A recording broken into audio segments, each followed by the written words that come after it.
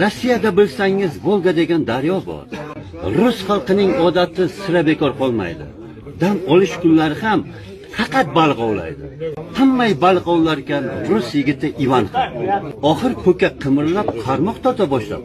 Qarasaki qarmoqda oltin baliq turibdi. Gapimni eshit Ivan, bir nafas tilagingni aytsang bas.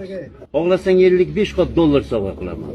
Balki senga mashina yo qachoni kerakdir. Go'zallikda tengi yo'q bir jonona kerakdir. Tilagingni ayt Ivan, bajaraman barisin. Xohlasang yuboraman oldinga suv parisin. Ivan shoshilib o'ylanib qoldi shu vaqtda, oltin baliq tutdi, bu ham bo'lsa bir baxtda. Rus yigiti o'zini qo'lga olib bir pasda yagona tilagini baliqqa aytdi asta. Birgina tilagim bor, shuni bajarsang bo'ldi. Rossiya o'lkasiga o'zbeklar rosa to'ldi.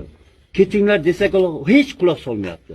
Ularning dastidan bizga ish qolmayapti. Shunday qilki o'zbeklar ketsinlar o'z yurtiga, borib qarasin ular paxta ipak qurtiga. Ivanjon, tilaging dilimni qildi xira, o'zbeklarni Rossiyadan chiqarishi iloji yo'q sira. Chunki qancha suvda suzib yugurganman, yelganman, Rossiyaga o'zim ham Sirdaryodan kelganman.